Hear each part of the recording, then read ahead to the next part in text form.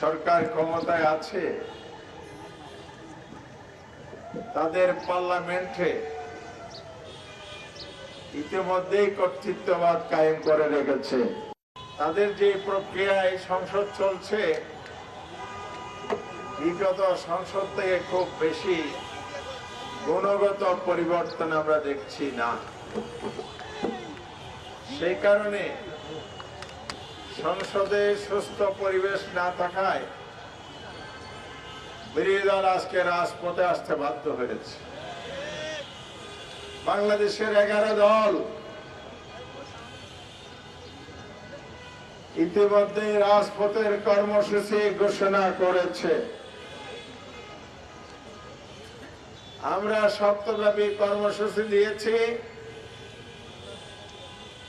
9 April থেকে 15 April সারা দেশে গণসংযোগ এবং সরকারের কার্যক্রম তুলে ধরে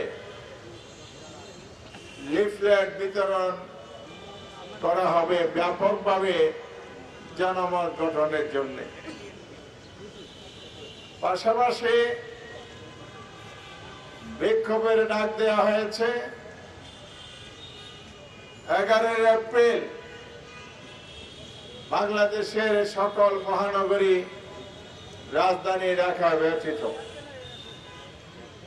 12 এপ্রিল প্রতিটি জেলায় বিক্ষোভের ডাক দেওয়া হয়েছে। 13 এপ্রিল ঢাকায় জাতীয় সেমিনার অনুষ্ঠিত হবে। বাংলাদেশের খ্যাতনামা বুদ্ধিজীবী রাজনৈতিক নেতৃবৃন্দ, ছাত্র প্রতিনিধি, জুলাই যোদ্ধাগণ সেখানে আলোচনা রাখবেন জাতির উদ্দেশ্যে। আর 12 এপ্রিল যাদের রক্ত ঝরায় অভ্যুত্থান এবং বিপ্লব, শহীদ পরিবার, জুলাই যোদ্ধাদের সাথে মত বিনিময়ের আয়োজন করব আমরা ইনশাআল্লাহ।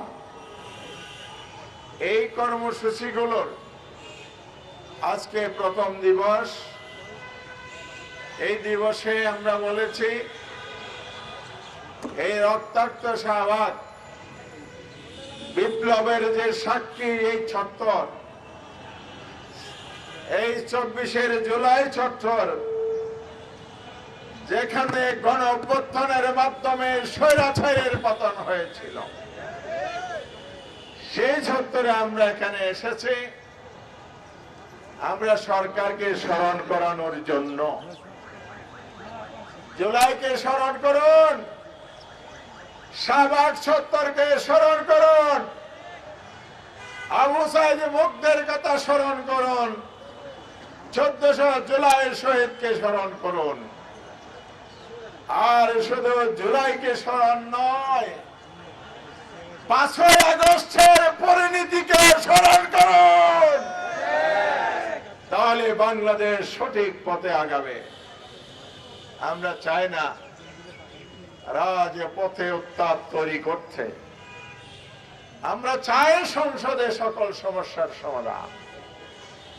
এখানে সরকারের ব্যর্থতা, বিরোধী দলকে এখন আস্থায় আনতে পারেন নাই, সংসদে ধরে রাখতে পারছেন না, রাজপথে ঠেলে দিচ্ছেন। এর উদ্দেশ্য আমরা জানি। আপনারা বাংলাদেশের ভবিষ্যৎ সুন্দর হোক এটা চান না। আপনারা আবার এখানে বাকশালী কায়দায় জেলা প্রশাসন নিয়োগ করে দেশ শাসন করতে চান। আপনারা আবার ফেসিবাদ কায়েম করতে চান। সেই কারণে জনগণের কাছে আমরা এসেছি। যেই জনগণ জুলাই বিপ্লবের মাধ্যমে ফেসিবাদকে রুখে দিয়েছিল, সেই জনগণ ইনশাআল্লাহ আরেকটি জুলাই বিপ্লবের মাধ্যমে সকল ষড়যন্ত্র রুখবে।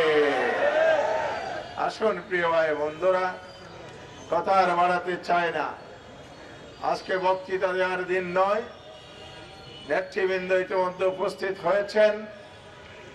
আজকের এই গণসংযোগ এবং লিফলেট উদ্বোধন করবেন।